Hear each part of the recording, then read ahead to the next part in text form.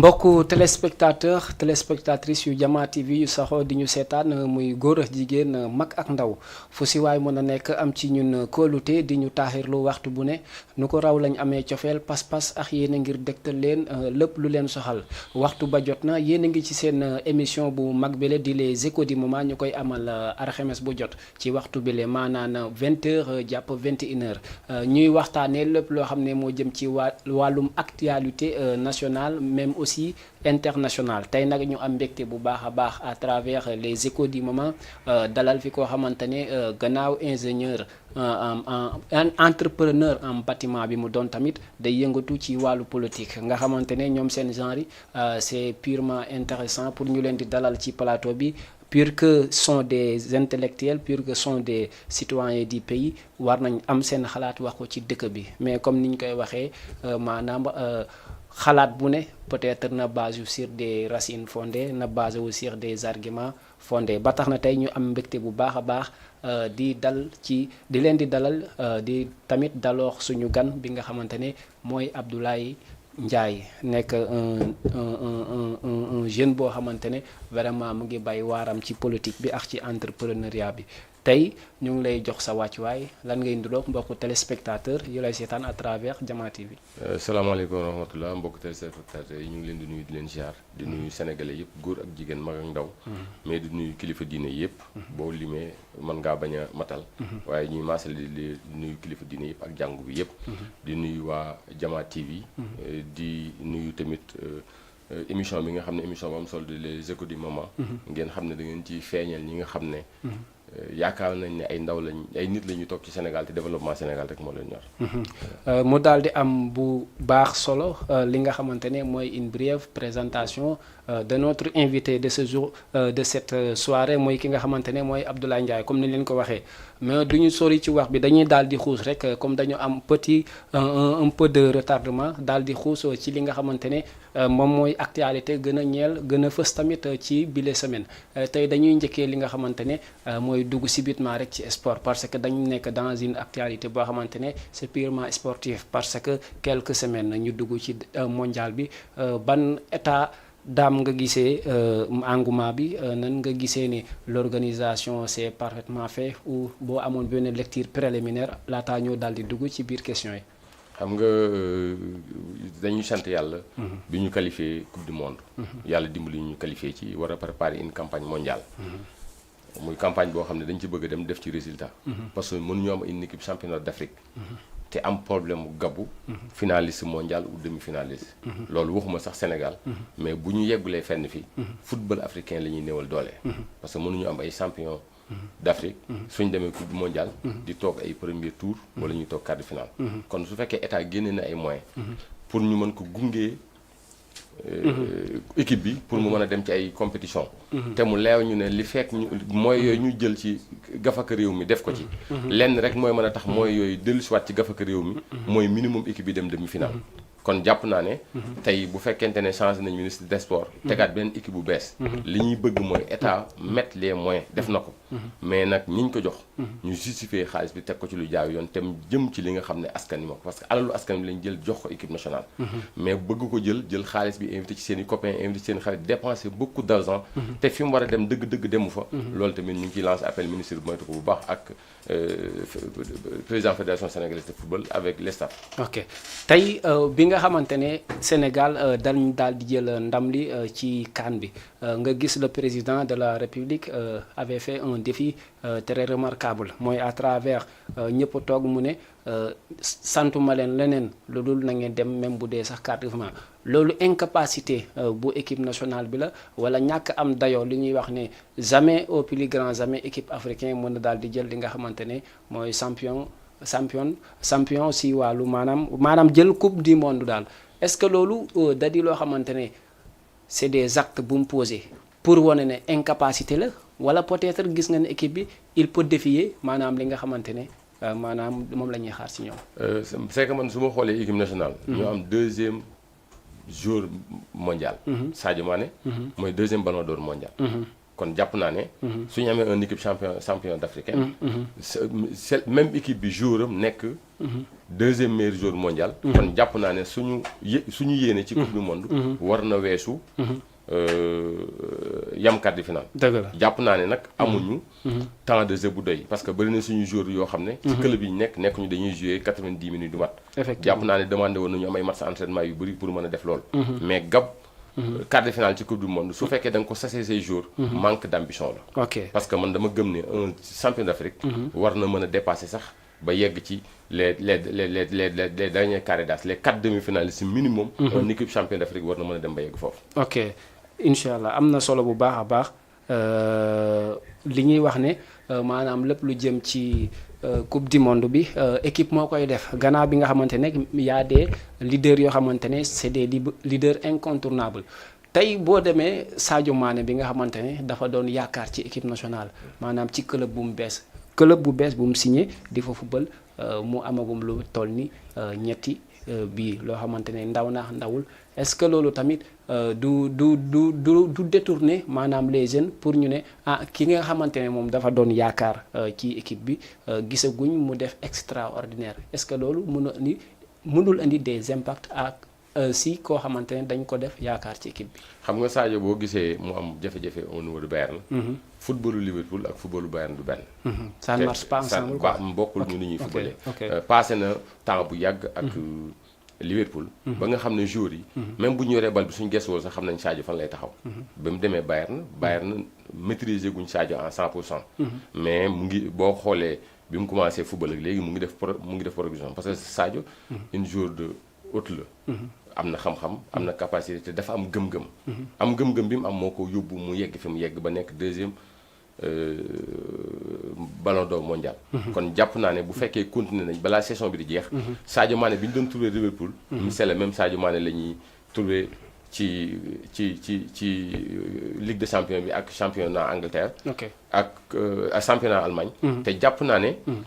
am naa yaakaar ci ne. li ma xam ci joueurs sénégalais yi ak football bi ñuy football bu fekkee motiver nañ leen. ñu appeler sénégalais yi. bañ a dugal ci équipe nationale politique. mais woo Sénégalais yëpp xam ne équipe nationale patrimoine national la. Sénégalais yëpp ànd ci ak benn xol. ni ñu mànkoo woon uti ndam li. buñ ko defaatee mën nañoo am campagne bu baax mondial. ok bu am solo bu baax a baax mais à travers cela dañuy jëlaale li nga xamante ne mooy nataalu équipe nationale bi parce que am na ñoo xamante ne rek ça leur rappelle beaucoup de choses. mais li nga xamante ne moom mooy le ministre des sports on le salue au passage moom tamit mooy Yankhoba Diattara est-ce que tey par son biais le président de la République dafa décroché une somme de 14 milliards ngir daal di koy def ci joueurs yi est-ce que question bi mu la bëgg a poser à travers Matar Ba bi fi nekkoon est-ce que Matar Ba ne valait plus 14 milliards. waaw xam nga Matar Ba daana dem campagne. mais moyens yi président dépensé ren. pour dem campagne mondiale. ak moyens yi ñu dépensé woon pour dem Coupe d'Afrique. mosuñu dépensé moyens yu toll noonu. seulement Matar nag. man wax naa ci sa gestion sa ministère. am na produit wu nawetaan la. yàlla may na ko mu woo Sénégalais yëpp dajale leen ci ministère bi ba ñu réussir un Coupe d'Afrique. mais du bâtisseur. parce que tey boo xoolee au niveau du département de Dakar. mais amul benn stade bu baax bu fi nekk. même Wakaam gi ñu nekk ni EJO. ay Ibama lay ay Guédiawaye lay footballé wala mu footballé ji Rufisque wala mu footballé ji Pikine. mënoo nekk département bu toll ne département de Dakar. ak li fi nekk ci population ak li fi nekk ci équipe championnat. nga nekk un ministre des sports 2016 ba léegi stade bu baax amu fi. ni Damitié ni Ibama ni Demba Diop ni dem man Matar. benn rek laa koy félicité ci Coupe d'Afrique bi mu jël mais côté infrastructure sportif. dama ko ci calé zéro parce que les infrastructures yeneen yi fi am. dafa bokk ci les grandes infrastructures de l'État. loolu bokkul ak capacité ministère. parce que loolu ay projets yoo xam ne président bi moo ko bëggal boppam. moo xam ne lii mais benn stade bu ñu tabax Diagne Dakar Arena Tour. depuis 2012 ba léegi. Matar Ba def 8 ans ci ministère des sports. man li ma koy bëgg en tant que ndam lu mu jël ci Coupe d'Afrique dama ko mere ci wàllu infrastructure. mais lan moo mën a expliquer di fee yow nga wax ne ça vous maanaam convaincre la maanaam ci côté infrastructure est-ce que newul ne c'est une politique délocalisée comme dafa jël li nga xamante ne moom lañ doon gis parce que Ndakaaru tamit dafa xat est-ce que newul ne maanaam dafa jël décentraliser affaire yi si côté Diamniadio parce que Arena Tour mu ngi fa stade Abdoulaye Wade mu ngi fa ay consort est-ce que loolu boo si basé dina mën a méngoo li nga wax ne il n'a rien fait. mais par exemple tey boo xoolee. stade Abdoulaye Wade. tabax nañ ko ba pare mais même Tëngéej mu ngi football mënul recevoir foofu ban équipe championnat nga gis muy football foofu benn équipe championnat du football. c'est que pour nga développer footballu Sénégal. il fallait que suñu stade yi nekk suñu département yi baax. mënuñu toog 2016 ba léegi la solution amul ci stade Amitié malgré ñu ngi ciy góorgóorlu fan yi entreprise bi mu fa nekk di SLA. Demba Diop solution amu ci Ibrahima solution amu ci. tey boo xoolee équipe buy jël coupe d'Afrique. grandes infrastructures de l'État rek la ñu am stade Diamniadio kooku d'accord na ci équipe nationale moo fay football. mais suñu football local. lan lañ def coupe d'Afrique. mais ñun suñu club yi mënuñu demati benn sommet ci coupe d'Afrique malgré am nañ ay nit yu créer ay centre de formation. di góorgóorlu pour former ndawu Sénégal yi. mais man mënuma gëm ne. 92 lañ gën a organiser coupe d'Afrique. ñu am PSE Sénégal émergent. te 2012. 2024 2012 2024 mënuñu ci organiser coupe d'Afrique wala mënuñu def infrastructure yoo xam ne balaa PSE di jeex vers 2035 ñu kale ci date boo xam ne mën nañ ci organiser coupe d'Afrique. mais est-ce que tey ñàkk a motal infrastructure yu am dayo tekki na ak ñàkk a liggéeyal réew mi parce que tamit Matar Ba mun nañ wax ne tey boo ma ko confirmer la bu dee vous vous rappelez tamit est-ce que mënuñu jàpp ne tamit yow ci maanaam ci ayam nga gën a sentir football sénégalais tamit. non xam nga équipe nationale dafa amoon marche boo xam ne. équipe bi fi mu jógee. dafa màgg fekk fi Matar Ba. parce que boo xoolee ñoom Sadio Mané ak seen groupe bi. dañ commencé woon ak Aline Cissé. depuis I17. ak I20. Matar Ba dafa ñëw tombé si. marche équipe bu nekkoon ci ay jafe-jafe marche ba màgg dafa fekk ñu tabax équipe nationale. mu fekkee ci njeexitalu. benn équipe bu ñu doon formé. ci njeexital la fekkee. mu fekkee réussite boobu. loolu. li ma ko ci félicité moom dafa woon acteurs yëpp. ma fexe woon na ba sénégalais yi. ça soit ak parti foo mën a bokk. yaa ngi gis sa bopp ci équipe nationale. ci mu ngi koy taxawaay bu ci mat sëkk. loolu moom dañ ko ciy félicité. mais man li tax gars yi bëgg ci am colère. man je veux que. su bu coupe d'Afrique bu mu jeexee ba léegi xam nga defatuñ benn compétition am nañu fa mais suñu football local. Jatara foofu lañ koy xaar. ok mais Jatara tey bu ñëwoon tey indil Sénégal 1000 stades te amul coupe demul demi-finale demul quart de finale est-ce que Matar Ba tamit duñ ko tagg maanaam est-ce que du yeey nit ñi tamit. ci nomination équipe nationale fi mu toll nii. Sénégal li ñu am ci ay joueurs. yu nekk au niveau extérieur. ak li ñuy produire. su fekkee am nañu ay infrastructure ndaw ñi gën a préparé wu. dinañ équipe nationale bii balaa ñuy âgé. dina fekk ñu produiraat beneen équipe. boo xam ne. dina mën a jël relève. mais fi ñu toll nii. waratuñoo toll ci Sénégal pays boo xam ne mu ngi ci vers de l'émergence. ñu mën a dem ñun suñu équipe yi mënuñoo am benn pas. bu ñu def ci championnat d'Africain. équipe yëpp premier tour la ñuy toog. benn équipe sénégalais gëj na dem. quart de finale sax championnat d'Africain. loolu moom dañ ci war a góorgóorlu bu baax parce que déjà équipe nationale mu ngi ci marché bu baax. dem nañ ba jël coupe d'Afrique daf ñu jafe woon. ñu ngi dem campagne mondiale. dañuy ñaan am ci résultat bu baax mais Matar li ñu koy xaaree. pour ñu redresser football national. parce que loolu. catégorie yëpp la ñu war a laaj góorgóorlu ci. pour football bi jëm ci kanam. tey dernière question pour ñu ndar keppal li jëm ci wàllu sport est-ce que c'était le moment à l'instant que maanaam ñu demoon tey dañuy waxoon ne xalam demoon na bay neex bu mu ba dog Matar Ba instant bi ñu ko wàccee est-ce que c'était le bon moment. non Matar Ba bi ñu koy wàccee xaaruma woon man wàccee bi foofu. 2 mois. mu des ci campagne mondiale. man génn naa ci ay sorti wax ci d'accord ma woon ci moment boobu. nga yor benn équipe. qui gagne. nga dem ba 2 mois des ci campagne mondiale. nga changer le capitaine de l'équipe. mais malgré Jatara. ci passation de service yi. gis naa mu lancer un appel fort. invité Matar Ba. ci loolu. mais est-ce que ça c'est pas des discours politiques. non xam nga ay discours politique la. parce que jàpp naa ne. Matar. bu fekkente ne patriotisme nekk na ci moom dara. dina sauver le Sénégal ci gunge kii Jatara. ba campagne mondiale bi. mais loolu tamit loolu est-ce que tamit. tey neex na da nga koy xool ci sa bopp tey boo yoroon benn mbir di doxal ba ñëpp ne gongo nga jékki-jékki ñu indi benn nit donte di nga am est-ce que newul politiquement Matar Ba mu ngi gëmloo les Sénégalais que ne dinaa gunge diw mais tey bu tëddee tamit est-ce que amul beneen pensée boo xamante ne bu bëggoon day ne bàyyi ma xajamal carte yi sax. mais équipe bi soo gisee acte fort bi président def ci. li mu génnee budgétiser ko pour campagne mondiale. Sénégalais yi dañu féliciter Matar Ba. mais président dafa bëgg a wane ne du Matar moom la. ça veut dire. dafa bëgg a wane ne du Matar moom la. ok maanaam mbir mi li tax ba ñu naan. mbir mi li tax bu ñu naan mbir mi ba ñu naan Matar. c'est le patron du Matar. mooy dafa bëgg a wane ne moom ku mu fa mën a teg. ni mu définir politique sportive am. ku mu fa mën a teg di nga ko réussir.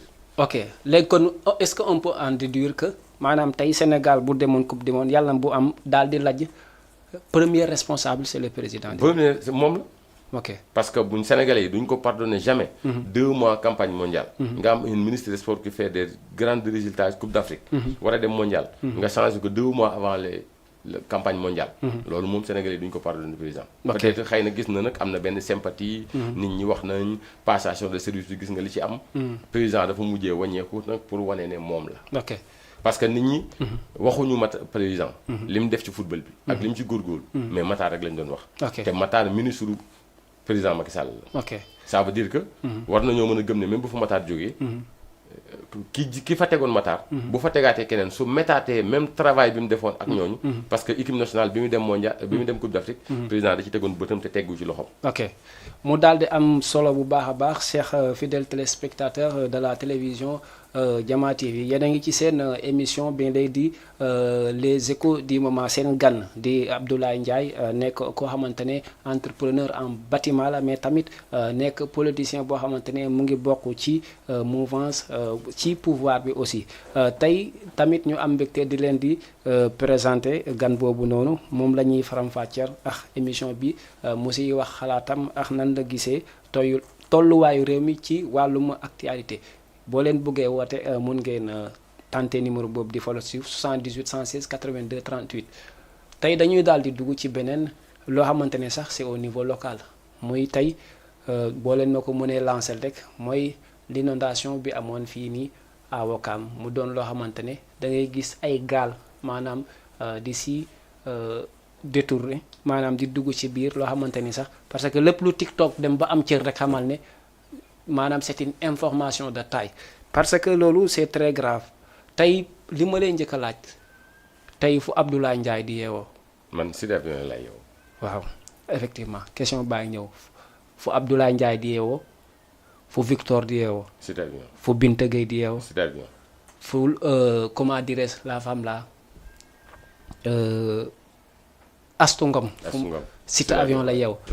mais pourquoi souvent est-ce que doo gis benn retardement que souvent y a des choses qu'on attend à l'État mais mu dem ba jéggi dayo te fekk y a des responsables yoo xamante seen xam-xam màcc na ci mbir ban taxawaay ngeen di xaar parce que lii bu dee dal na leen ren nan leen dawaat dëwën est-ce que tamit benn maanaam kàddu bi ngeen amoon ak benn pib bi ngeen amoon public est-ce que du dem tey ba ku xool seen dëkkuwaay boobu nga baal ma ci wax bi daal di leen xeeb ci mbir yooyu. xam nga loolu. moo waral ma taxaw ci taxawaay bu bees. parce que bi inondation amee ren. bi ma ñëwee en 2018 dama ñëw rek jiital leen topp ci seen ginnaaw di leen. xool di leen arbitrer. di ci góorgóorlu tamit pour ñoom. ñu taxawee taxawaay bu bees suñu diggante ak état. yàlla dogal. inondation am bu metti ci Ouakam. la pluie de vendredi boobu fekk ma fi. dama mujjee jóge ci àll bi ñibbisi. parce que gis naa ne population bi. am nañ ay jafe-jafe lu bëri ñu yàqule ko. bi ma ñëwee ñu woo délégué de quartier yi daje réunion. may leen nag on fait face avec une point de presse. parce que jàpp naa ne. bi ñu fi toogee ba léegi en 2012 ba léegi. Sud Avion programme sax bu ñu teg boo xam ne baax na pour ñu def daw ci Sud Avion dem parce que Sud Avion amul ku ko gàddul kàddoom. parce que bu fekkente ne quartier bi normalul te amul ku gàddu quartier bi. di wax bañ xam ne. quartier bi fii am na taxawaay bu ñu ci war a taxaw maire xam ko état xam ko ministre bi yor wàllu inondation xam ko. bi ñu ko defee ñu réunion. ñoom ñëpp dañu fiite daw.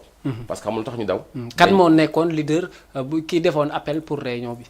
kii c'est Mohamed Fall. ok bi mu ñëwee. ñu wootee réunion. dem terrain ba woote réunion. si guddi gi ñu d'accord. c'est un délégué de quartier Pàccoy moo ne.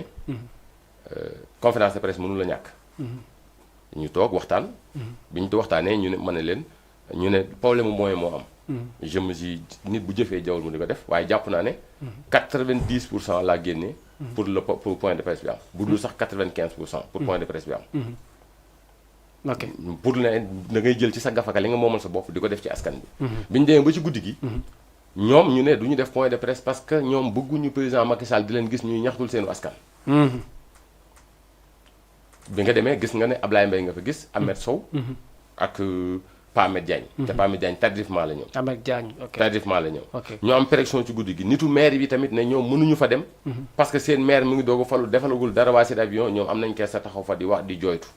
ma ne leen nag dañu génnee plan Orsec askan bi am jafe-jafe soit man même bu fekkee benn bokk yaakaar laa bokk suba dañuy def le point de presse 8 personnes yi ko piloté woon 3 personnes yi dañoo génn mu des Ahmed Fall man Ablaye Mbaye ak Ahmed Sow yàlla dogal ñu dem def point de presse woo journalistes yi wax li nga xam ne leer nañ ne lii jafe-jafe askan bi la biñ dee ci réunion bi ci sama xam-xam man maa ne leen miiru camp bi dañ ko déclenché di ko tracé te préparé wuñ les conséquences dañu waroon tracé une canal ciel ouvert boo xam ne dafay traversé mur bi dem ba ci Batrin ak site avion fi ñu tàggaloo ñu def fa benn canal ndox mi dem dugg ci canalu piste bi mais mënuñu am benn entreprise bu ñëw di tracé suuf xëy bàyyi ko inondation bi am site avion musul am te loolu moo ñu ko causé bi ñu defee loolu état réponse bi mu def mooy pour ñëw tiital waa askanu site avion yónnee fa préfet ñëw ànd ak waa d'escorte ñu ne dañuy génnee 70 kër dañ leen di jëlee ci site avion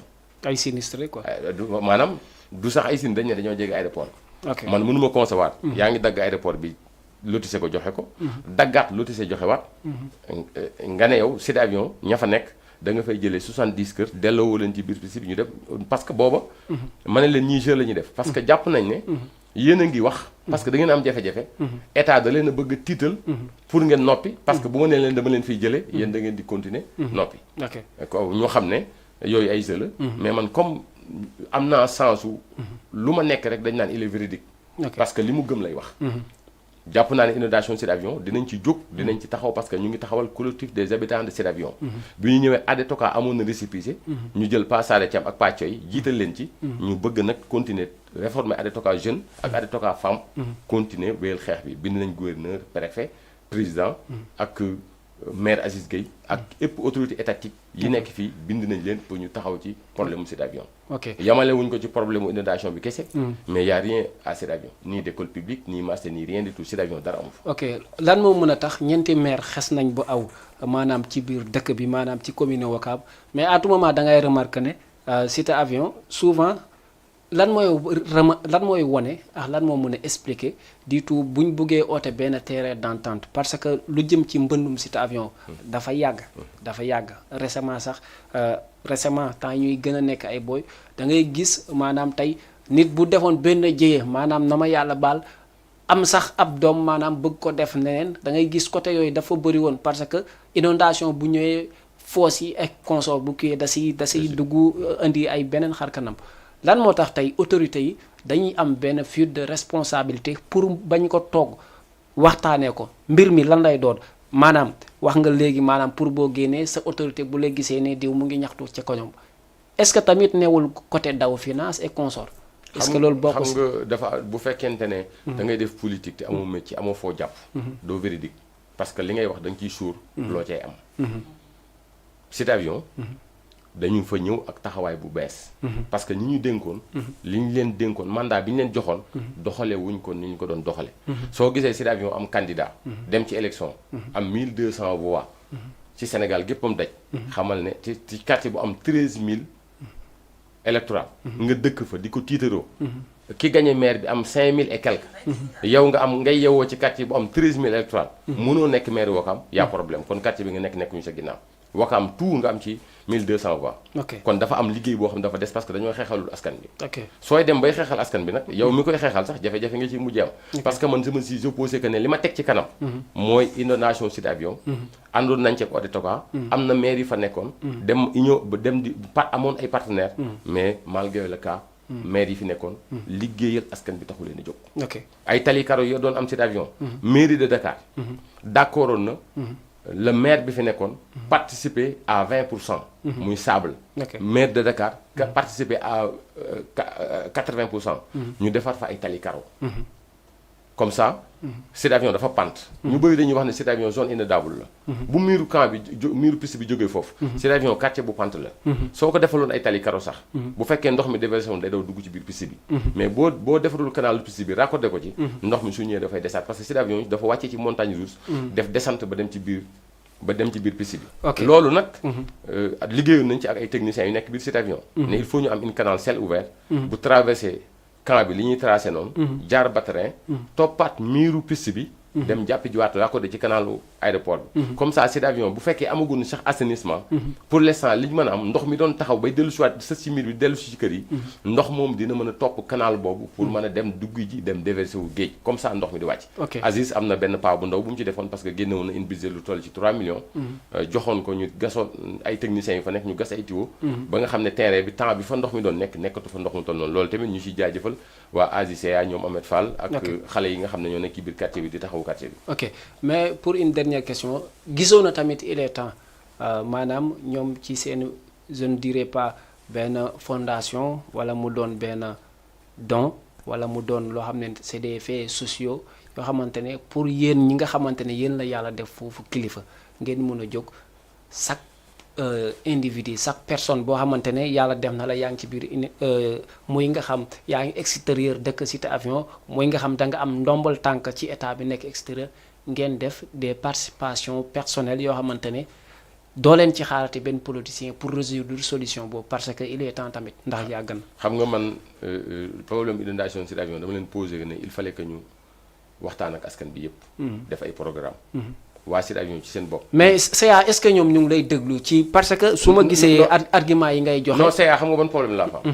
yàlla moo leen nattu quoi xam nga nattu. ku yàlla nattu.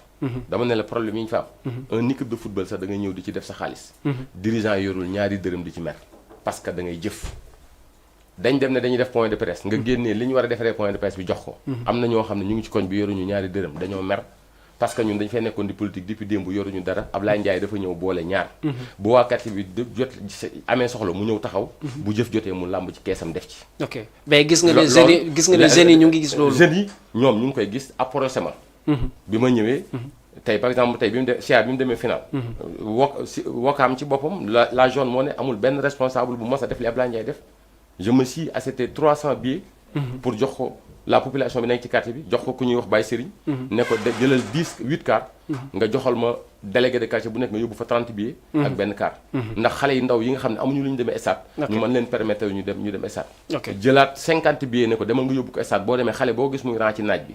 sol couleuru cité avion demal jox ko mu dem dugg ci biir stade bi. ne waa Cogère Wakaam dinaa leen yónnee 30 billets ak benn car. loolu ay don laa ko def ba zone Wakaam sax def naa benn enveloppe bu 50 000 dem yóbbul leen ko. ça veut dire que cité avion ban problème la am. maanaam politique boo koy def. da nga ciy jiital. uti sa yëfi bopp maanaam dem liggéey parce que politique du métier. tet ya fa nekk nag nii ma lay wax nii. génne naa benn budget bu toll ci 400000. jox leen ko pour ñu produire. ay maillot ci équipe bi. bu ñu ko defaree benn bu nekk 4000. jaay ko benn bu nekk 10 000 francs. équipe danañ am bénéfice 600000. delloo ma man 400000 yi. équipe bi mën a am 600000 su amee 600000 ngeen produiraat yeneen 100 ci 400000. da ngeen di am fonds boo leen déparé pour am xaalis. mais les mêmes bopp yi ma ko jox. bi ñu paree il faut détourner l'argent. même man mi nga xam ne dama financé woon xaalis bi sax. 200000 lañ ma delloo si. équipe bi ñu ne joxe nañ fee 125000 jox nañ benn sëriñ 150000 su fekkee ay tête yu mel noonu. ñoom ñoo bëgg a gàddu bopp cité avion. cité avion y a problème. mais tey pour une toute dernière question tey boo demee ba. gis ne yow yaa ngi def social ci fi nga dëkk mais ñàkkul ñoo xam ne peut-être politiquement am nañ tur boo amul après bu sottee maanaam ñu ne diwa def loolu te bàyyi la yow mi ko doon def tey loolu ban jàngat ngay am ci rumeur yooyu nga xamante ne day faral di dal souvent comme politiciens yi. yàlla ma dimbali dama am tawféex. tawféex mooy. population cité avion. ñoom ñoo bëggal seen bopp. des nouveaux têtes. parce que dafa am ñu yàgg a yore seen mandat. te amaluñ leen njariñ. tey sama kër bu ma recevoir ku ñëw dama lay wax lan nga doon liggéey. boo ma nee lii laa doon liggéey. ma jël xaalis jox la ñi doon jaay café sax. dama leen jox kenn ku nekk 10 000 na la demal nga jëndaat ñaari kilo café nga dem ku ne di jaay café li nga doon booy am 3000 francs par suba bu ngoonee nga am 3000 da nga am 6000. am na ci ñoo xam ne restauration lañ doon jaay dama leen jëndal ay bërigo ne dem leen ngeen dagg ko. ngeen dem ci mbakki yu fay wala feneen ngeen teg ko. lakk ay ginaar di ko jaay parce que restaurant man li ma gëm. mooy nit du gëm topp ci politicien mu di ko may. liggéey gëm d'abord. mooy liggéey ñi doon am ay cag-cag. damay ñëw ne la da nga bëgg cag-cag. lan nga am. nga dem a nangam nga am may la dama lay lebal. nga def décharge. nga jënd cag-cag bi dem di daw. samedi bu nekk nga indi 15000 francs. soo paree bu sama xaalis mat. nga jël sa moto nga dem sa yoon. ok gis nañ ay politiciens yu bëri ni nga tàmbalee lañ tàmbalee. mais dañuy dugg ci social.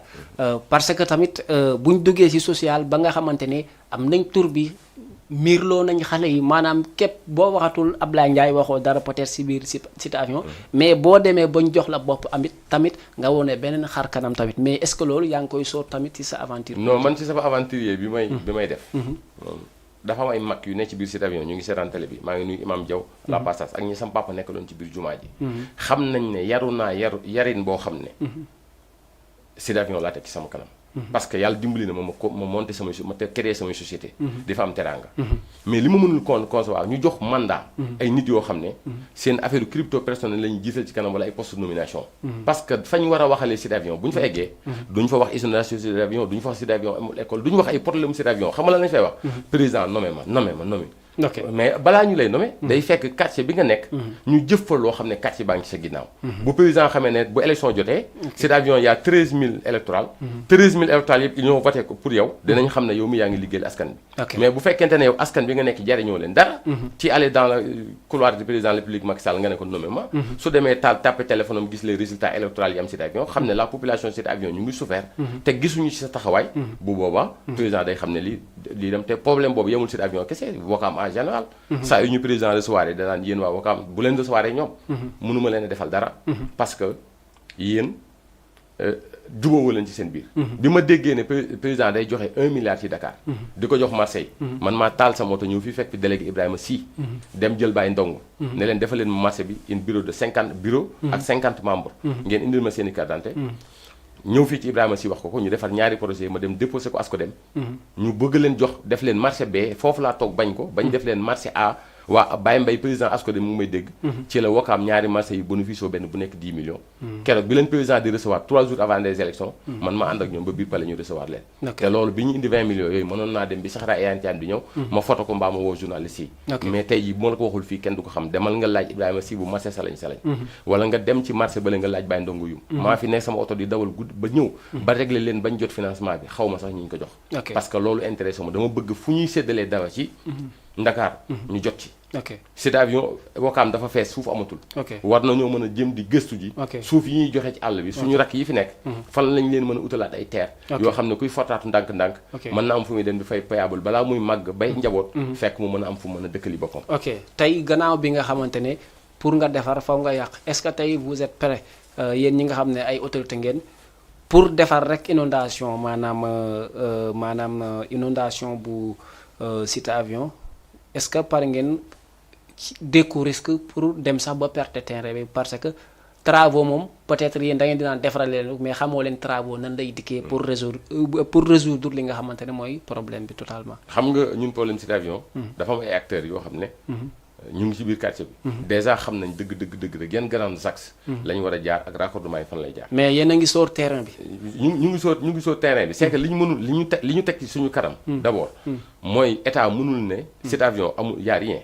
dara newu fa. nga ne da ngay déclencher miiru camp bi. pousse ko dañ koy lotissé xam nañ ne foofu terre bu seer la parce que diggante Almadies ak lim fu fi am suuf seer na. defoon nañ ñu déclenché woon ko ne am na benn espace bu ci desoon. dañ ko joxoon Bathily pour mu def Bathily ne koy def bassin de rétention foofu dafa kawe mënul am bassin. ñu proposé waat ko Aziz. Aziz na leen foofu amul yoon. bu ñu fa defee stade boo génnee bu amee incident. doo mën a génnee parce que benn tali kese la. état doo ko proposé waat fii. ñu ne ñun population Cité Avion pourquoi. espace boobu fa desoon. mënuñu ñu defal poste gendarmerie police gendarmerie am na Ouakam yi ñu defal ñu poste police ci angle Batrin bi def école publique bu mag. def marché. def centre socio-culturel. maison des jeunes centre formation. mais bu boobaa est-ce que doo leen nekk Ouakam 2 tamit. xam nga Cité Avion tamit newal moom moo nekk quartier unique bu Ouakam. maanaam Ouakam da di commune boo xamante ne quartier bu si nekk am na cër mais souvent boo xoolee élection yi day mel ni politiciens yi je ne sais pas peut-être da nga fa ne ñu la koy ragale wala dañ fa gis beneen tête di ko ragale mais y a trop de promesses ci Cité Avion te Cité Avion nekkul benn quartier bu nekk Ouakam. boo jëlee ceeru élection Ouakam. benn Ouakam boo ko xaajee ñetti xaaj. benn xaaj bi ñaari xaaj boo ko xaajee ñetti xaaj benn xaaj bi Cité Avion la. élection bu ci nekk dañ naan la boo gañee Cité Avion école Cité Avion gañee école Cité. gañee nga élection mairie Ouakam dama ne la Aziz mu ngi gañee 5000 et quelques. Cité Avion 13000 électorales la. quartier bi 52000 habitants ñoo fa dëkk. 3000 maisons. ñëpp xam nañ ne am na ay communes. yu ne ci àll bi Cité Avion moo ëpp Cité Avion mérite na être doon commune.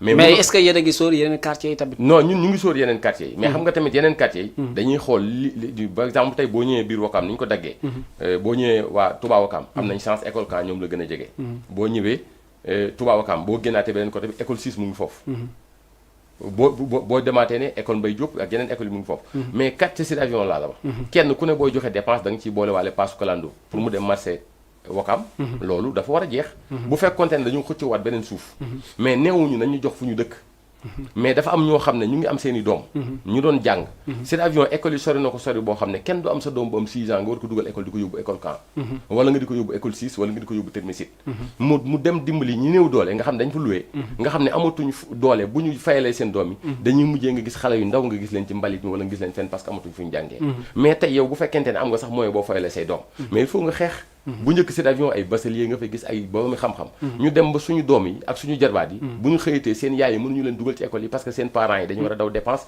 parce que jamono ji naqari na état bu fekkee dafa déclencher mur bi dañu exister pour mu génne ñu fa ay commodité yoo xam ne askan wi ñoo ko moom loolu nag boo ñu amee Wakaam yëpp a ko bokk parce que Batrin mën na faa jàngisee mën nañ faa jël doomu Wakaam bu fa centre de santé amee waa Wakaam war nañ faa mën a faju jee bu fekkee dagg nañ fa terrain de football bu Sud Avion mën na faa entraîner mais Jubo mën na faa entraîner parce que terrain kenn moom ko lu ñu dagg def ko ci commune rek commune bi moo ko moom mais mënuñu jël piste bi di ko morsale di ko dagg am benn quartier boo xam ne dafa alentouré yépp te préparé wuñ des conséquences yi nga xam ne moom la ñu war a defal quartier boobu ok mu daal di am solo mbokku téléspectateurs yi ñuy seetaan à travers cette émission les échos du moment dañuy daal di dugg ci troisième sujet bi laata ñoo daal di ndar keppal li nga xamante ne moom mooy débat bi dañuy dem xool li nga xamante ni moom mooy caravane Ousmane Sonko pour ñu mën a xool lan moo si doon sa xalaat ak lan moo si doon sa xam-xam gannaaw bi nga xamante ni ça fait 3 mois mu daal di déclencher benn tour maanaam bu mu war a def ngir préparer li nga xamante ni moom mooy élection yu 2024 tey nga gis première tournée bi rek laata duggagul sax ci département bi si biir mais dafa njëkkee fi nga xamante ne mooy Joal rek mu am des bavures policières est-ce que tey le mot li partisan APR si di wax ne Macky c'est un président démocrate Macky ne veut pas tout ce qui est maanaam bataille et consort est-ce que dëppoo naa li nga xamante ne moom lañ gis mu commencé di yort ci opposition bi. xam nga man loolu dama ci am lu ma naqar yi en tant que ku nekk ci biir benn bokk yaakaar parce que 2009 2007 lañ xam Macky Sall ci Matam ànd ak Farba ak diir bu yàgg président Macky Sall ñu permettre woon ko pour mu def tour du Sénégal 2 fois fekk ji Sénégalais yi ci biir askan bi wax ak ñoom te Ablaye Wade xañu ko kon tey man su ma fekkee membre benn bokk yaakaar la su Ousmane Sonko commencé waatee def liggéey boobu lum ñu mën di posé dañ ko war a bàyyi mu def acte bi mu war a def lenn rek la ñuy bañ bu mu jaar ci voie publique occupé ko mais comme day dem ci kër yi dem ci kër chef de village yi def loolu nañ ko bàyyi Macky Sall li ko yóbbee Ousmane Sonko di def tournée mu koy posé problème moom moo ko teg boppam parce que Macky Sall dafa def tournée Sénégal 2 fois ànd ko ak ñun ñu def département yu bëri def région yu bëri dem fee ci Sénégalais ci seen dëkk yi wax ak ñoom mu génn ci def dekkal ngor am ci lu toll ci 26 mairie ñu dem def Macky 2012 am 26% yóbbu Ablaye Wade deuxième tour gagné ko mu doon liggéeyandoo ak ñooñu jox leen cër dem leen tey mu dem ba ñi nga xam ne ñoo nekkoon waa dekkal ngor ak waa Macky 2012 Macky Sall daf leen ginnaawal li Ousmane Sonko di jëli nii Macky Sall da ko amoon ba noppi mais daf koo am gagné nguur dab ko mu ginnaawal ay nitu démbam léegi nag ginnaawal nitu démbam boobu mu dem tey jii ñiy recevoir Ousmane Sonko ci àll bi ñoom ñoo doon recevoir Macky Sall ci àll bi mais ñooñu la permettre pour ñu jege ko jafe-jafe yi ñu am mu saafara ko par exemple tey boo ñëwee ci département de Kébémer man dañ ma fa dénk ay ndomba tànk par exemple tey boo xoolee mandat bi ma askan bi jox mooy am na dëkk àll boo xam ne ñëwal na fa boppam mais tey boo ñëwee ba Ngourane keneen amul lu rallier diggante boobu soo ñëwee Mbéjén sànn colom amul lu ko rallier léegi nag problème bii Macky Sall di su Ousmane Sonko lu mu nekk rek ñun waa benn bokk yaakaar ñoo ko def parce que xam nga lu tax li ñu liggéey ci Sénégal yëpp ak fi Macky Sall jële Sénégal jële autoroute à péage bi Diamniadio yóbbu ko Thiès jële ko Thiès yóbbu ko Touba jële ko foofu yóbbu ko Mbour te mu ngi ko yóbbu Kaolack ak li mu liggéey ci wàllu infrastructure ci wàllu santé li mu def ci réew mi ci stade ba boo waxee ñu ne liggéeykat la waaye boobu la war a dindil boppam waaye laisser Ousmane Sonko faire ça de l'opposition. ñun liñ liggéey ci réew mi. buñ fexee ba buñ mënta contrôler Ousmane Sonko ci politique. kon ngeen doon ay cuune. ñu doon ay cuune. lenn nag moo ko teg mu neex ko mu naqari ko. il a laissé waa Dekkal Ngor. ñàkk ngor weesuwul nga ànd ak ay nit ba nga amulee dara. ñu ànd ak yow. nga xëy fàtte leen. ana Cissé Lo.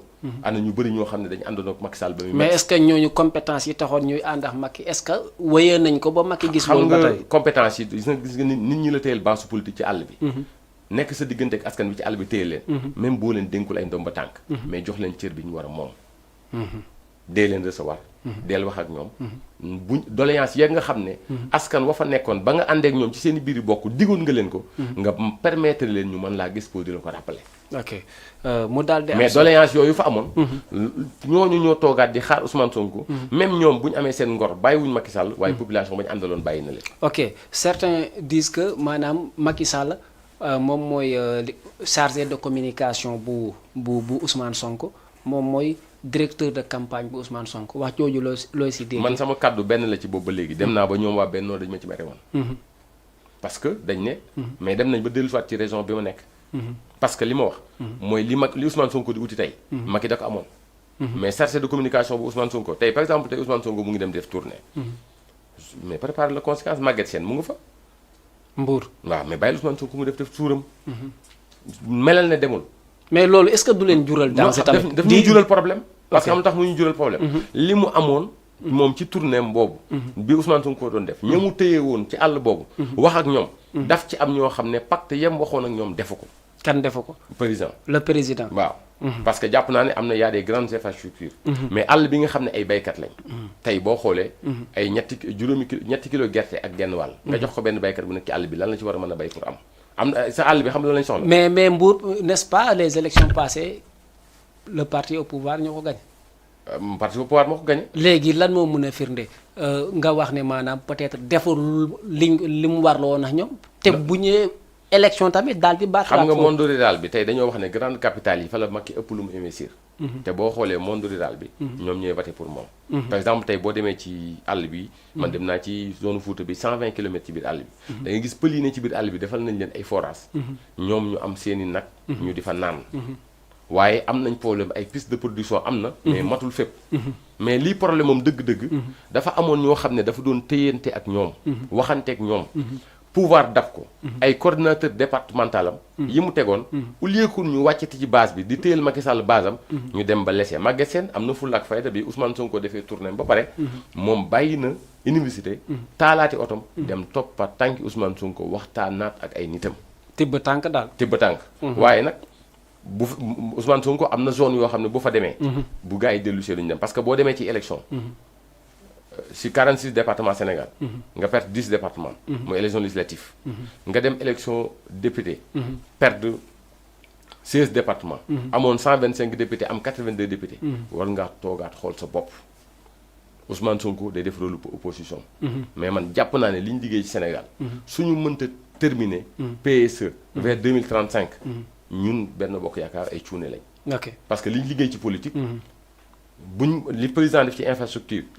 ñu am problème communication parce que man wax naa ko plusieurs fois audience yi ñu am. président boo waxee feebaram danaan mooy sama communication. li fi nekk ci ay journalistes Sénégal nekk fi ay borom xam-xam ci wàllu communication.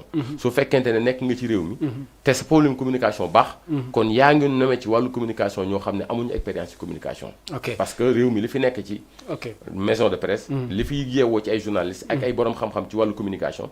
su dee da nga nekk njiitum réew. nga ne dama am problème communication. ba sama projet yi nga xam ne def naa ko. mënuma fexe ba réaliser ko télé privé yi joxoo leen cër bi ñu moom sa réalisation yëpp RTS nga koy teg RTS ñu bëri duñ ko seetaan nga war a mën a jël secteur yëpp di fay ay pip ñuy génnee infrastructure yi nga def ak fi nga koy def ñoom it ñu ci gis seen bopp soo ko yemalee ci benn bërëb liggéey bi du feeñ parce que communication bi da ci bokk nga dem ci télé privé yi ñuy xam infrastructure yi ngay def li ngay doxal ci réew mi ñoom nga leen di fay ay pip ñuy génne li nga liggéey parce que li nga liggéey askan nga ko liggéey war nañu ko wan askan ba mu xam ko li ma bëggoon nga même si c'est une entre parenthèses même si aussi c'est des détails li ma bëggoon nga préciser tey kàddu yi ngay jël di ko teg ci ndoddu président de la république kenn du ko démentir parce que c'est des faits loo xam ne dañ ne lépp lu doon dëgg boo ko déggee rek war a xam lii dëgg la tey bu ñu sukkandikoo ci li ngay wax Macky Sall bu defee mu ñuul nga ne ñuul na bu weexee nga ne weex na bu jàddee nga ne jàdd na est-ce que loolu lan moo mën a expliquer faraluñu di ko gis ci ñi nga xamante ne dañ leen tabb ñu doon ay directeur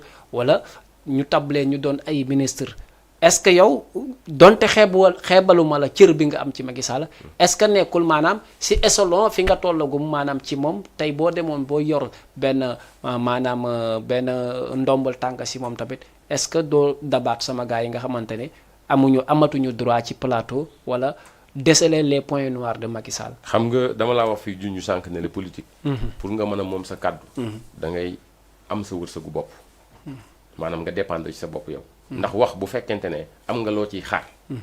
doo mën a wax dëgg. émission bii nii su paree lien bi. ñoom autorités yëpp a ciy jot dama leen koy envoyé ñu liit ko xam nga kon kooku ragalul ci li muy def. te damay toog di échange ak ñoom boo demee recevoir leen xam nga loolu ne lay wax. bu dul ci télé bi dañu naan Ablaye Ndiaye il est véridique loolu rek ay problème lii moo gëm lay wax. te man rus naa toog. fi ma bokk man. ma toog ci télé di wax. sénégalais yi di ma xool xam ne man mii li may wax du dëgg. loolu dama koy sàmm sama njaboot gii ma jur. dama bëgg bu subaa ñuy tiitaroo seen baay. man entrepreneur la. musuma bokk sax ci appel d'offre marché wu Macky Sall parce que am na benn secteur boo xam ne fexe naa ba gagné secteur boobu ñooñu seeni projet ci man lañ koy jaarale. kon man soxlawuma wutuma sax marché moom. mais Sénégal. bi mu ko soxlawaa en 2012. damaa làmb sama gafaka bopp. ànd ak moom. mosuma cee laaj Farba Ngom mu ngi may dégg émission bi da koy seetaan. mosuma dem ci moom laaj ko budget campagne boo xam ne sama oto sax carburant mosu cee dugg. campagne électorale député yi passé bi mu indee 10 millions Wakaam Aziz Gueye mu ngi may dégg Victor mu ngi may dégg. même benn jour ci jour élection yi sax 25000 yi ñu ma yónnee waatoon pour ma def ko carburant. ci fi ñu toogoon ñi doon watee laa ko jëndalee ay boissons jox leen ko pour ñu naan ko. pour wane ne man sama oto sax du ma nangu carburant wu foofu parti politique dugg ci. su ma paree nag. dem naa Louga ci ay parrainage dépensé fa xaalis. ñëwaat fii Wakaam. imaginez benn ku bàyyi sa liggéey pendant 1 mois. di yow def say dépense def sa gasoil def say frais. te politique nit ñi dañ lay da ngay def social da ngay def lépp nga toog. te yoroo ñaat dërëmu état du Sénégal 10 millions yi président joxe woon Wakaam man benn 25000 francs bi ñu ma ci transféré.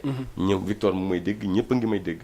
fañ doon toogee nit ñi ñu leen di yóbbu ñu wate ji. fa laa joxee wat lépp ne leen man xaaruma pour ngeen di jël sax gasoil di ko def sama oto man liggéeyal sama réew. moo tax ba élection jotee ma wàcc si ci terrain bi parce que bëgg naa. ñu mën a am résultat yoo xam ne. bu ñuy defar. buñ ma defalee dara ci gox bi ma dëkk ma xam ne yelloo na ko. ok merci pour entre parenthèse boobu c'est très clair c'est très pertinent. tey Ousmane Sonko est-ce que mun nañ jàpp ne maanaam bu réussir li nga xamante ne dëgmal na ko danger la ci Macky Sall. xam nga Ousmane Sonko li mu xamagul dëgg.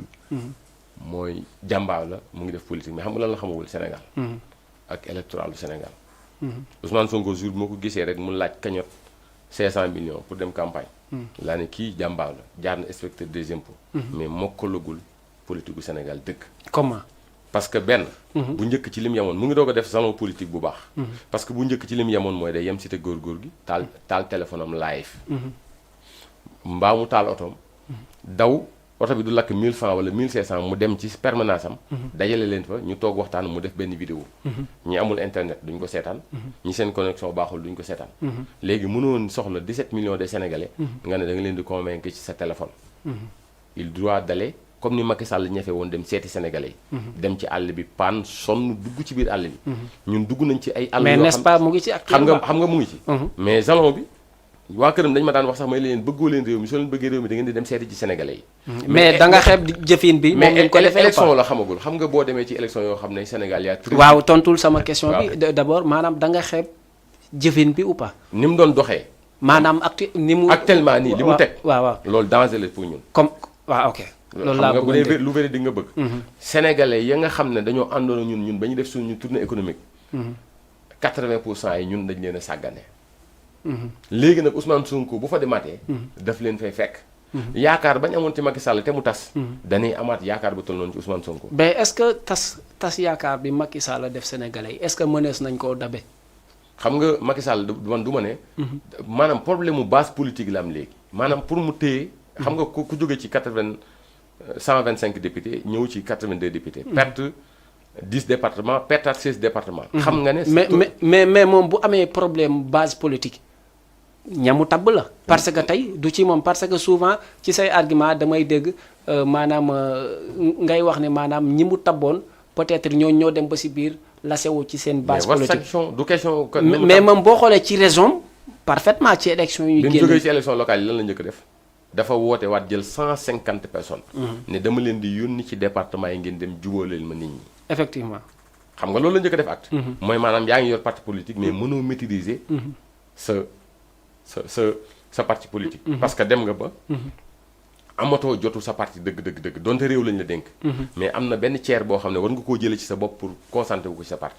leaderu département yi nag. dañu def ci am ñoo xam ne. département boo dem da nga fay fekk clan. boo demee Podor jubóowuñ nga ñëw Wakaam jubóowuñ nga dem département Matam jubóowuñ.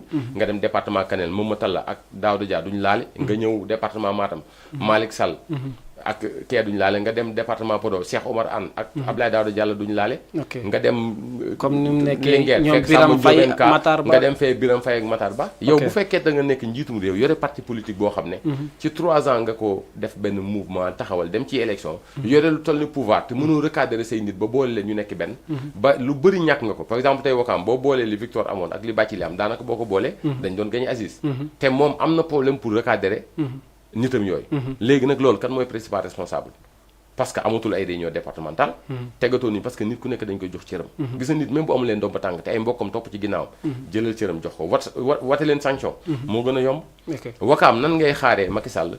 am fi benn di gagné fi élection législative. mënul la ne. 2012 ba léegi. yéen ñëpp mën ngeen yor seen i caméra. yow yaa ngi jaar fii sa buntu télé bi gis na ko. gis nga mbeddi Wakaam yëpp ni mu mel. yow Wakaam filmel naa la ko sax. bëggoon na Wakaam fenn baaxul. ok après ñun bu ñu demee ci sénégalais yi. ci biir campagne boo xam ne cet avion dafa inondé. ngay dem ci population bi amuñu fu ñu la accueillir. boo duggee seen kër yi da nga koy taxal ñeele dama def porte à porte. vidéo bu ñu génnee mu nekk ci biir ndox. nga ne ñooñu. ki fi nekkoon fukki at ak ñaar. fukki at. léegi nee na ngeen falaat ko ci diggante bii dina leen defal nangam ak nangam. ok sénégalais yi dama doon dem ñu di ma wax ma leen di déglu. gis na bi ñu ma dégloo ba ñu wax ma. bi ma paree dama dem ci télévision yi ne président Macky Sall sénégalais yi nee nañ. daf ci bëri ñoo xam ne li nga leen diggoon defoo. Wakaam diggante Almadi ak Ngor la nekk. gisuñu Promoville gisuñu dara yaa rien n'était d'ici. dara newu fi loo xam ne état def na ko fi. benn usine de dessalement. lañ fi am. teg ko ñu ne liñ ci amee nañ ko def ci hôpital bi. ci Aziz sax lañ amee ay dig. parce que tey Wakaam boo ñëwaatee ne leen dig na Aziz. dañ naan diggoon na Bathily diggaat Bathily defu ko. mais nag ban bi Aziz ñëwee dama ne est-ce que ñi doon dem. bi ñuy dem dama jàppoon ne bu fekkoon Wakaam dëgg lañ fa yóbbu. lañ fa exposé wuñ fa seen bopp. kon Wakaam dina am retombée. mais bu fekkente ne ñoom. amoon nañ ay nomination te Wakaam amul infrastructure. te waxuñu dara. damaa jàpp ne kon ñoom. nomination yooyu leen taxoon jóg mais defar Wakaam taxul leen woon a jóg. ok day daf may permettre sax ma dem ci sama dernière question ça serait une transition tey Ousmane Sonko bi nga xamante ne tamit daf fi am base bu am solo fii nii ci Wakaam ñuy defaale tamit occasion di nuyuwaale ki nga xamante ne mooy la représentante des femmes Pastef de Wakaam muy madame Gabin tey li ñu la bëggoon laaj mooy ci élection législative yi dañoo gis Ousmane Sonko comme ci partem lañ ne maanaam à travers la coalition Yewwi Askan Wi maanaam mu def ci ay jéego yu am solo ba dafa battre li nga xamante ne mooy APR ñoom montant bi ñu bëggoon am ci wàllu élection mujjul am te boo defee sondage nga gis ne ci wàllu investissement ñoom li ñu investiroon ci ay côté campagne à travers Aziz Gueye ak député boobu Gnima Badji et consort mujjul jàll et consort loolu noonu ban njàngat nga ci am est-ce que dañoo tollu léegi ci politique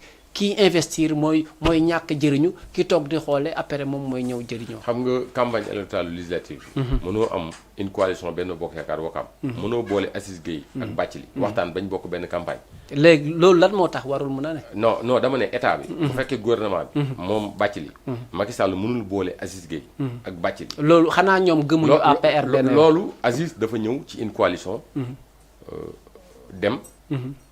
ñëw fekk ji président Macky Sall mais bi mu ñëwee fekk fi Bathily man bu fekkoon déggoon na conseil bi mu demee ci élection yi il mieux que mu def sax Bathily directeur campagne parce que xam nañ ne fii terrain Ouakam li ci Bathily mën ci politique ñu bëri mënuñu ko malgré division ci biir Benno Bokk Yaakaar moo causé Bathily perte électorale mais Bathily ku ko xam-xam ni une grande taille politique la yor ci Ouakam malgré perte na élection yi mais ku ñàkk maire yi dellu si waat nit loo ko bañ nangul ko mën a dawam Aziz du politicien ñun boo gisee ñu koy jàppale maanaam dañuy jàpp ne lii fi boo leen ko seetaanee mu ñaaw buñ ko seetaanee mu ñaaw Ok. parce que tey Ouakam gii bi Aziz nekkee mais rek léegi soo doxee ci Ouakam canal bi boo dem gis naa ko dugal ci Facebook bi sama yaram bi dafa doon daw boo jógee fii mënoo traversé marché Salañ dem ok léegi ban pacte rek nga gisagun même pavage yi nga xam ne Bathily commencé woon na ko ci miiru camp bi muy dem fële dañ ko arrêté parce que loolu ci période élection yi la ko defoon mais acte fort bu patriotisme bu Ouakam Aziz loolu la war a woon nit ñi ñu fekk si ko ci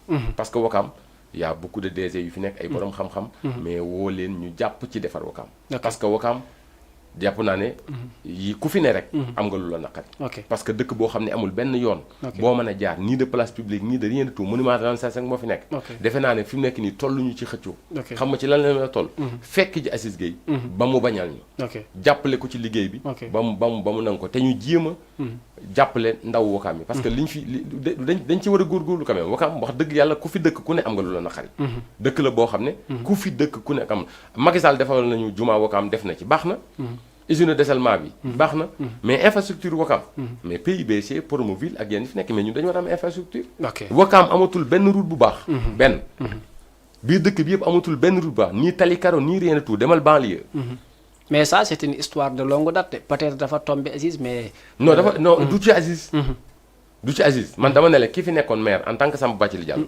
bi mu demee ci président République Macky Sall ànd ak moom am nay nomination mais Ouakam amul infrastructure kon léegi dañ ci mën a def jàngat ne Ouakam loolu moo tax ñu sanctionné ko parce que il a des nominations mais Ouakam amul infrastructure mais bu Ouakam amul infrastructure sax te mu yem ci nomination maire am population bi dañuy continuer di ko def bat mais yow dem nga ñu fal la ACTT mais yaa ngi yow say 4x4 di ko dawal ci biir dëkk bi boo demee tëdd sa kër jaaxaan c'est avion Ouakam amul benn quartier c'est assemblée c'est ASECNA fépp ci biñ ñi léegi pourquoi nga ne gars yi moo leen gën a fort politiquement te boo ko xoolee ci réalisation da say lajj xam nga réalisation daf ciy lajj maanaam politique ci terrain bi daf leen cee gën a fort parce que dafa am nag politique gu Sénégal dafa doxee nii Sénégal ñetti type de politicien moo fi nekk ku gëm réew mi mu nekk nga xam ne ñeme woo dem këram di ko jox xaalis ci conviction infrastructure rek nga koy wax dafa am keneen ki gëmul dara xaalis dong la gëm loo koy mën a wax te jox ko xaalis du ànd ak yow parce que gëmul boppam sax bay gëm dëkk bi mu ne te watekat la faaw nga fexe ba convaincre keneen ki fleuveuse la amal campagne bu rafet sa karawaan xumb rek mu topp ci sa ginnaaw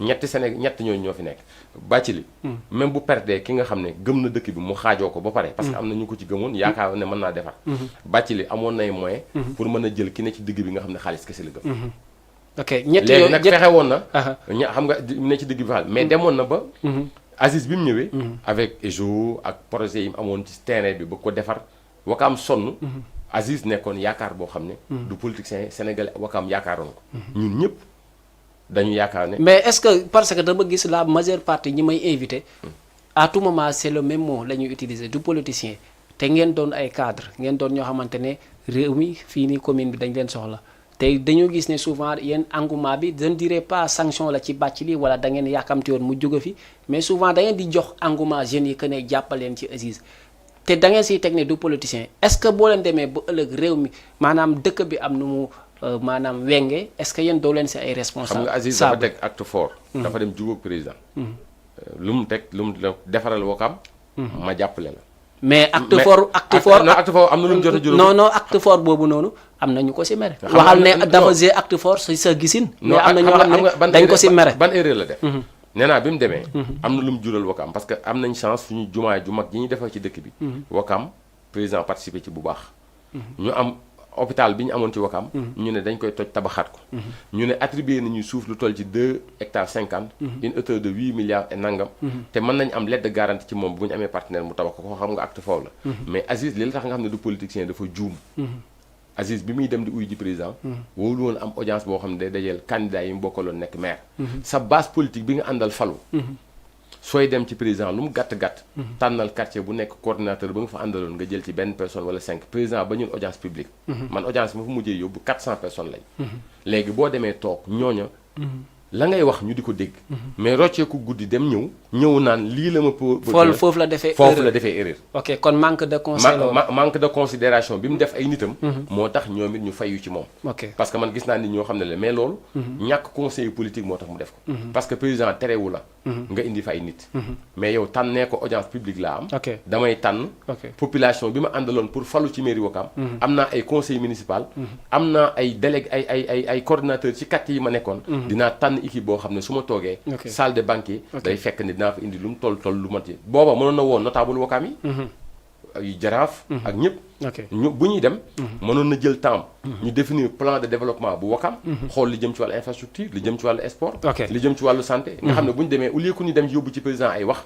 mais ay documents yu palpable la ñu yóbbu ci kanam président. ok léegi tey yow dañoo gis ne maanaam les bonnes actions seulement du maire ngay wax tey loo gis ne pour une dernière question mu ngi raam ci ñag bi.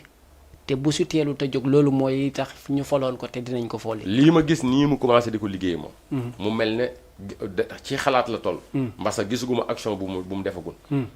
gisuma lu taxaw dëgg. ci terrain parce que canal bi moo ko gisee bërki dem. loolu bu laajoon sax yow amoo ci budget mairie bi. li ko mën a defar.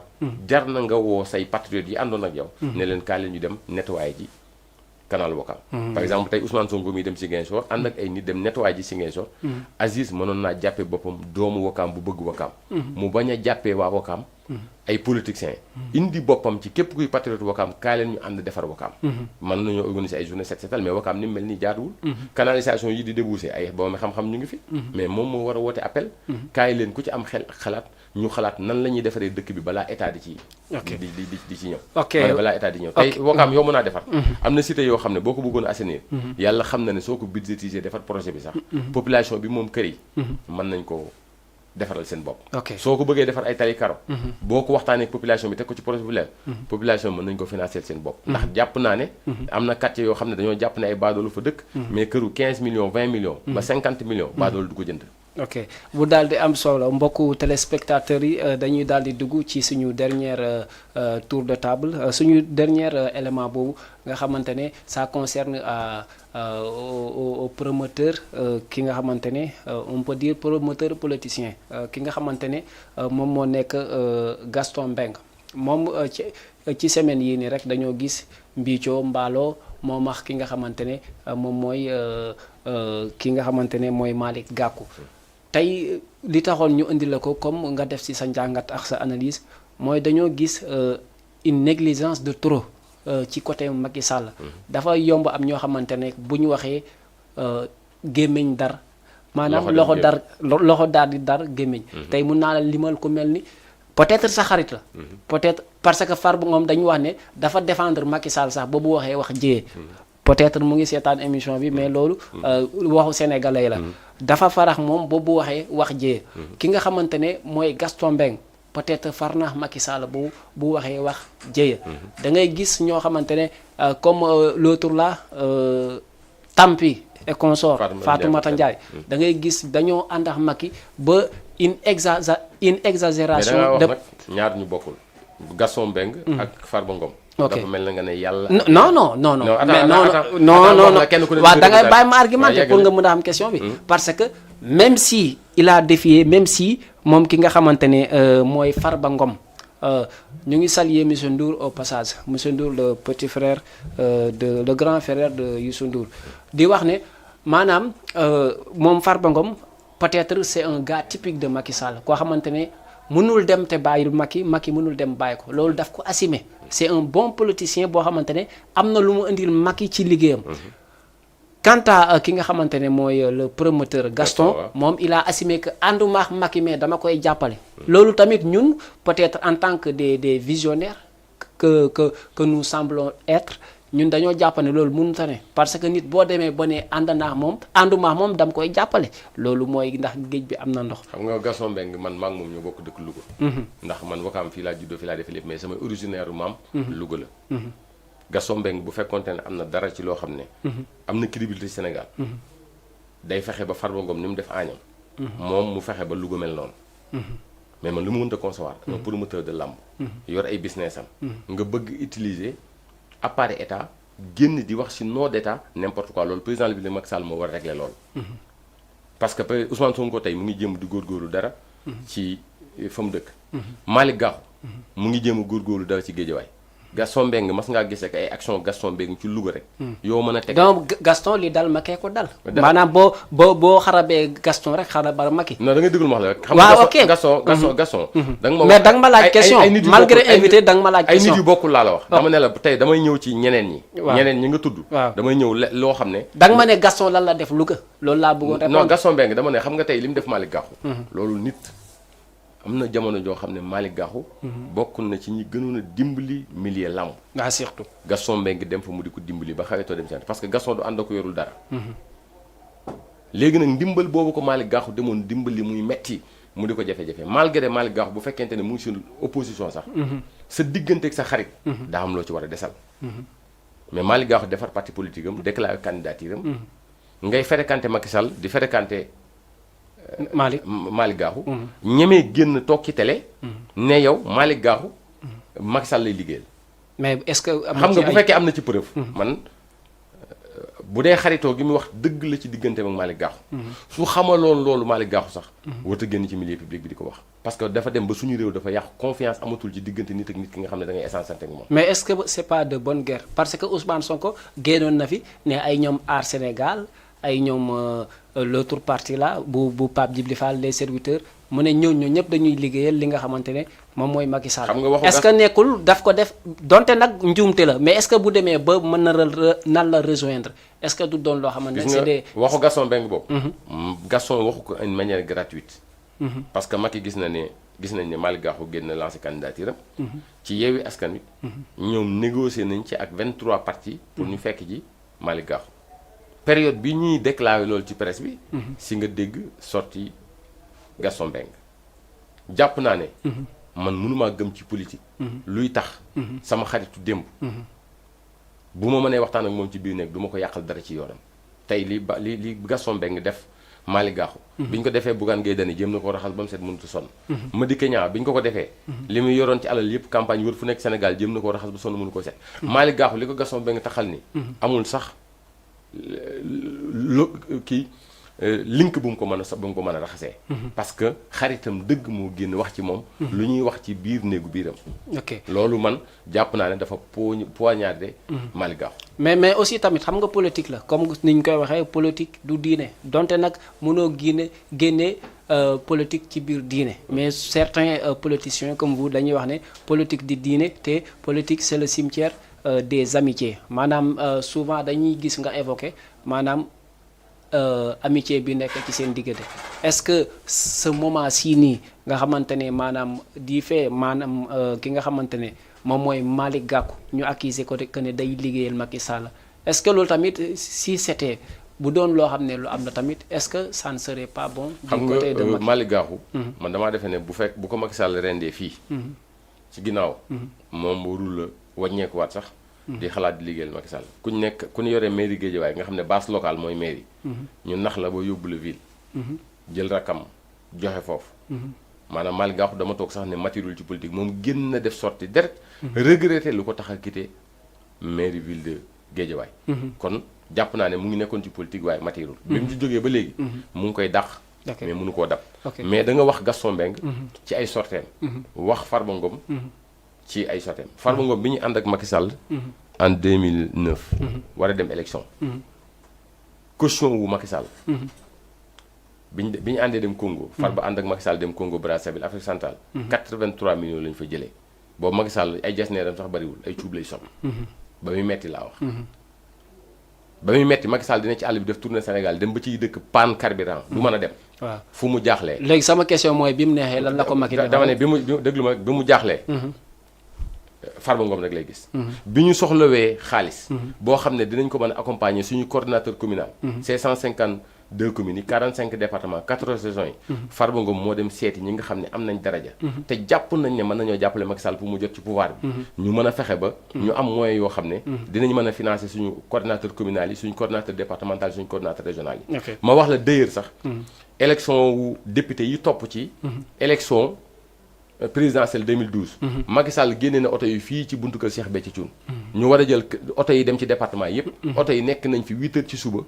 ba 11h ci bëccëg. Farba xaalis bu ñu mën a jox avant chauffeur yi. nekku fa. ok Farba maak moom ñoo ànd mu nekk ci X6 ma nekk ci V8 bi. ñu jiitlante fekk fa zaal.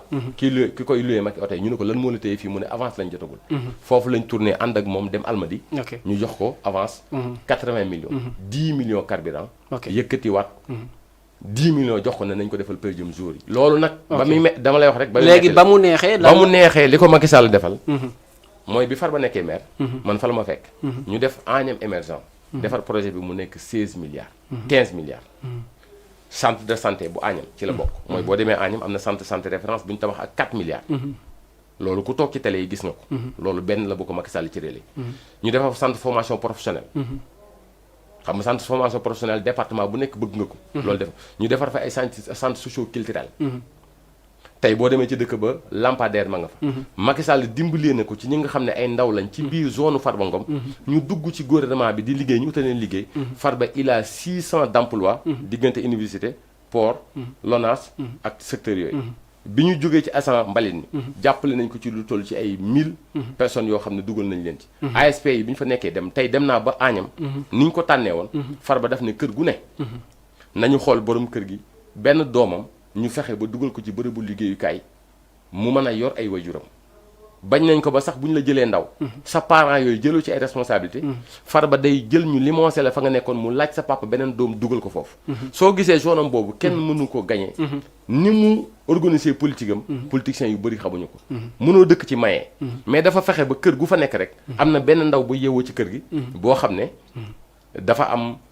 dafay liggéey. nga xam ne bu doon sax mu ngi am nangam dina mën a dimbali ci papam ci ceeb ak diwlin. moo tax ni nga gisee population bi di ko topp ñu bëri dañuy yaakaar. fekk yëf yi demeewul noonu benn salaire u maire député bi ñu ko falee député daf ne woon bëggul. Macky moo ko ne il faut ma def le député parce que bu ma ko bañee sax parce que Farba du nekk député département. bi mu faloo daf ne ma